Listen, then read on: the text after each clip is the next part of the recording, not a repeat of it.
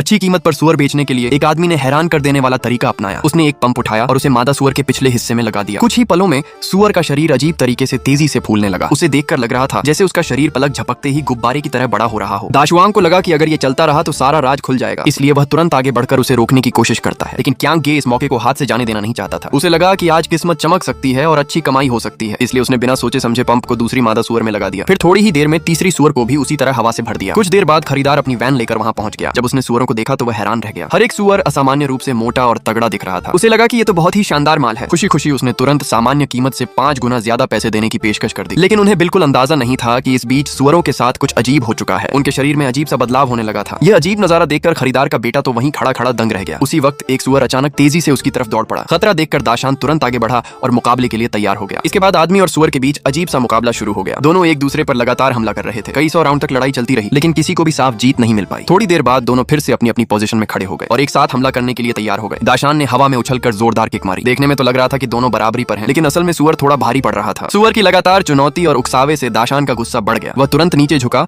और सुअर की कमजोरी को निशाना बनाकर हमला करने लगा। लगातार कई पंचों की तेज कॉम्बिनेशन से सुअर बुरी तरह लड़खड़ा गया, इतना कि वह दर्द से जमीन पर गिर पड़ा और समझ ही नहीं पाया कि क्या हुआ। जब उसे लगा कि पास की लड़ाई में वह हार रहा है तो उसने दूरी बनाकर दूर से हमला करना शुरू कर दिया। दाशान फिर से पास जाने की कोशिश करता है, लेकिन इस बार सुअर उसे मौका ही नहीं देता। वह अचानक तेज और लगातार किक मारने लगता है। दाशान को मजबूर होकर दोनों हाथों से उन हमलों को रोकना पड़ता है। इसके बाद वह एक तेज स्वीप किक मारता है, लेकिन हैरानी की बात यह थी कि सुअर अपनी पूंछ से भी हमला कर सकता था। कुछ ही देर में दाशान फिर से पलटवार करने की तैयारी करता है, लेकिन तभी सुअर फिर से दूर से हमला करने लगता है। खुशकिस्मती से दाशान अपनी तेज फुर्ती की वजह से उन हमलों से बच निकलता है और जैसे ही सुअर का ध्यान थोड़ी देर के लिए भटका, दाशान ने तुरंत अपना सबसे खास दांव चला दिया। उसकी हाथों की रफ्तार इतनी तेज थी मानो सालों की प्रैक्टिस एक ही पल में सामने आ गई हो। तेज और लगातार हमलों के बाद आखिरकार सुअर पूरी तरह कमजोर पड़ गया और वहीं ढेर हो गया। इस तरह बड़ी मुश्किल से वह खतरनाक स्थिति खत्म